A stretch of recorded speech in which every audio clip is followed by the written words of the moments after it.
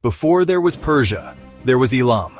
This was a land of ancient beginnings, nestled in the plains of what is now southwestern Iran. For thousands of years, long before the great kings we know today, civilizations were already stirring here. The Elamites were a people of the earth. They farmed the fertile lands, drawing life from the rivers that flowed down from the Zagros Mountains. They built cities from mud brick, great settlements that pulsed with life and trade. Their world was one of gods and spirits, of harvests and seasons. Imagine a city like Susa, one of the oldest in human history. Its streets were not paved with gold, but with the dust of centuries. Potters sat at their wheels, for water, for wine, for oil.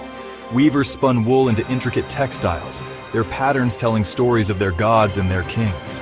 Scribes, using a complex script of their own invention, pressed wedge-shaped marks into wet clay tablets.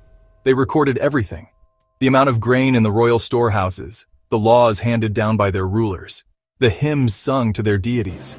Life was a tapestry of routine, of craft, and of devotion. A complex society already ancient when the Persians were just a whisper on the wind. This was the foundation, the deep soil from which a mighty empire would one day grow and stretch its arms across the world. They came from the north, from the vast open steppes of Central Asia.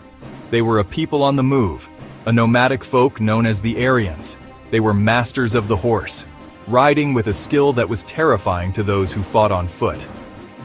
Sometime around the 2nd millennium BCE, groups began a great migration southward. They filtered down onto the vast Iranian plateau, a high, arid land framed by formidable mountain ranges. Among these groups were two tribes who would change history: the Medes and the Persians. They spoke a new language, an early form of what would become Persian. They worshipped the sky, they worshipped the sun, they worshipped the sacred fire. For centuries, they lived in the shadow of more established powers, like Elam and the mighty Assyrian Empire to the west. They were subjects paying tribute to powerful kings in faraway palaces. They were seen as hardy pastoralists from the mountains, a minor force in regional politics. No one could have predicted the destiny that awaited them.